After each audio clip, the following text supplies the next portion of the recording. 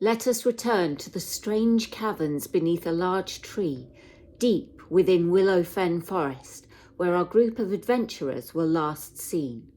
Cora, having chased after a wild forest vegan whilst in wolf form, was not with them, but Yancy, a half-orc cleric of Korak, the god of war, had decided to join them on this part of their journey, since he was heading the same way.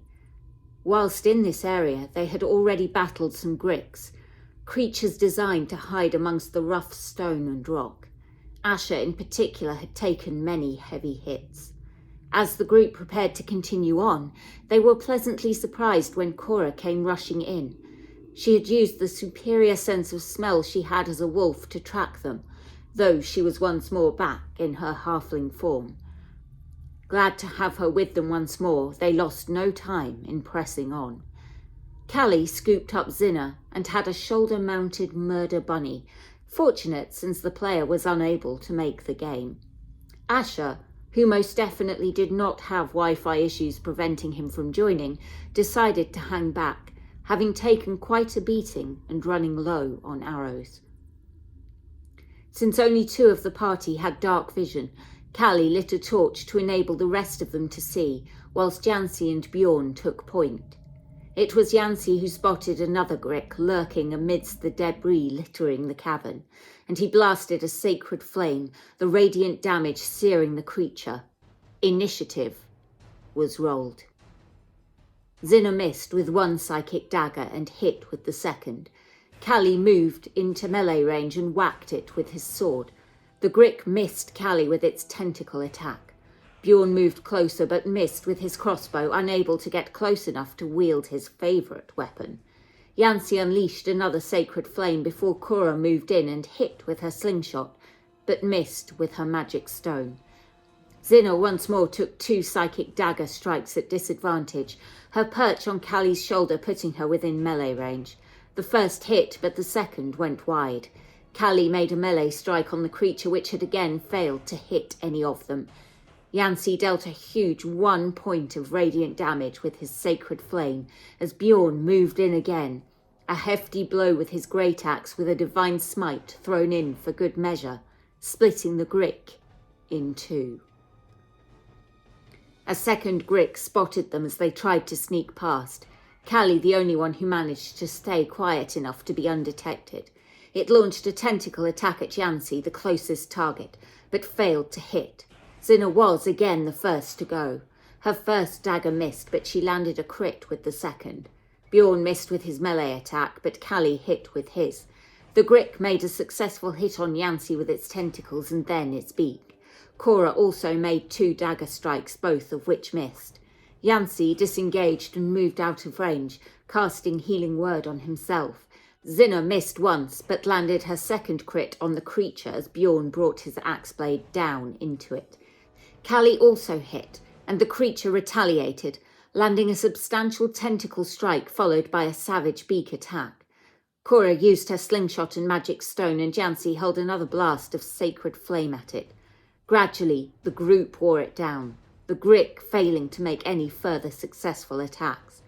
Callie sliced its head apart from its beak, and it fell motionless to the rocky floor. Zinna had managed to roll 4 nat 20s, which was amazing for a player who wasn't actually there. It's a shame I never roll that well against the players, or when I'm playing myself. The group snuck forward.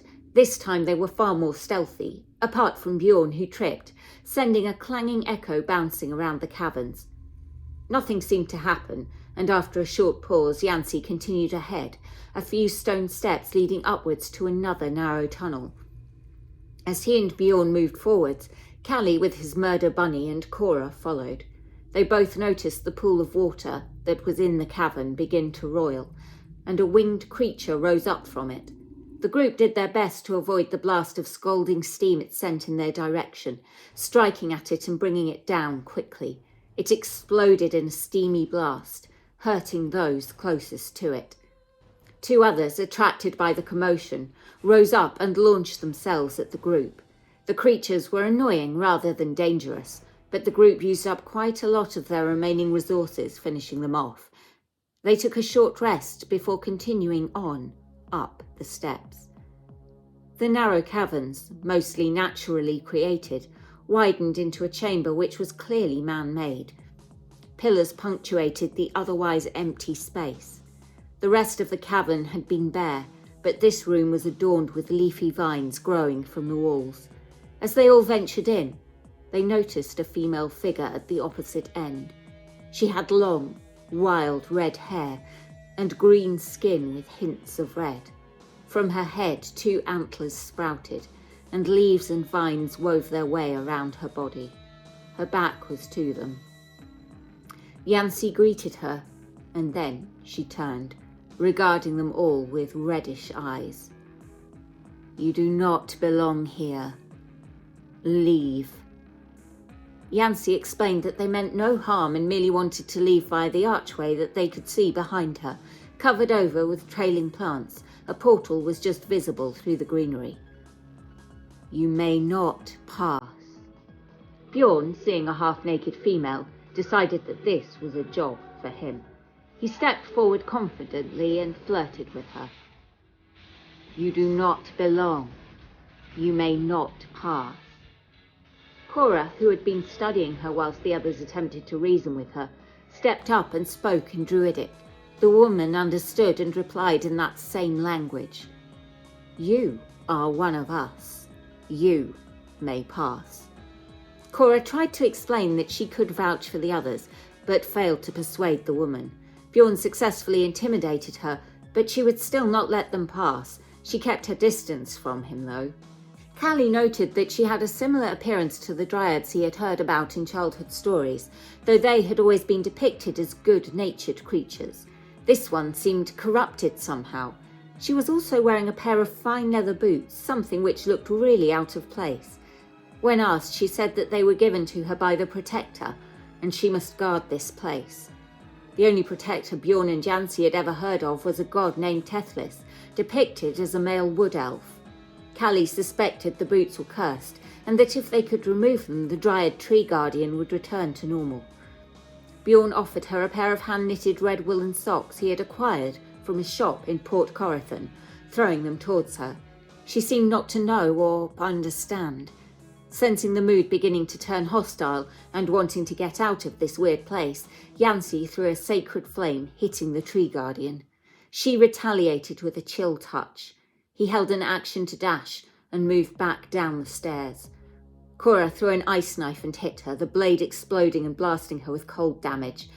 Callie chose to move a bit closer but made no attack, and Bjorn continued to try to get her to remove the boots and put on the socks instead. This did not go down as well as he'd hoped. Yancy did not attack, hoping they could still talk their way out of things. The Dryad used her symbiotic entity power to call up a halo of spores, which granted her 38 temporary hit points, surrounding her in a shimmering lair. Cora again used an ice knife to attack, and Bjorn continued his awkward flirtation. The Dryad retaliated once more with chill touch, hitting Cora with an icy blast of her own. Callie threw a hunting trap at her feet as Bjorn tried to reason with her, but she seemed unaware of social niceties, taking him literally. Callie tried 3 times to push her into the trap, forcing her to burn through her 3 legendary resistances. Strength was not her forte. The rest of the group continued their attacks, and she summoned 2 dryads from the vines coating the walls. These 2 attempted to charm the various party members, all of whom were able to resist. She cast a moonbeam over Bjorn. Eventually, Callie succeeded in pushing her in, and Bjorn grappled her, embracing her knees. One of her summoned dryads finally managed to charm Bjorn, suggesting he should release the Tree Guardian, which he did, holding her in a loose hug rather than a vice-like grapple. Yancy took a rope and quickly tied her up before backing away, attempting to go through the portal. There was some kind of force preventing him from moving through it. In desperation, the Guardian cast Thunderwave, destroying the rope and the hunting trap. Cora and Bjorn were both pushed 10 feet away, the spell breaking the charmed effect on Bjorn and freeing Cora from the entangling vines which rooted her to the spot. Her moonbeam vanished as her concentration broke. Callie used an improvised trip attack to knock her prone, and Bjorn tried to pin her down, but he tripped over the red woolen socks which he had thrown out earlier. He did not fall prone, but he stumbled away from his target. The tree guardian began to shimmer and transformed into a misty cloud which floated 10 feet away. The group continued to attack the mist, Bjorn focusing on the 2 summoned dryads which surrounded him, swatting at him with their clubs. The first one fell, her body returning to vines and leaves as she hit the ground. As the attacks on the mist continued, it was Cora who delivered the final shot with a magic stone. The mist reformed into the tree guardian, who looked into Cora's eyes before her eyelids fluttered shut, and she fell to the ground. The other summoned dryad also collapsed into vines on the ground, her summoner defeated. Callie wasted no time in wresting the boots from her, Bjorn and Jancy replacing them with the socks so that her feet wouldn't get cold, and casting Spare the Dying on her. The group weren't sure what the boots were, but they did recognise them as the boots of Tethys. The group, exhausted and with almost no resources left, several of them significantly hurt, made their way to the archway. The portal was no longer barricaded. They all stepped through into the unknown. And this is where we will join them next time.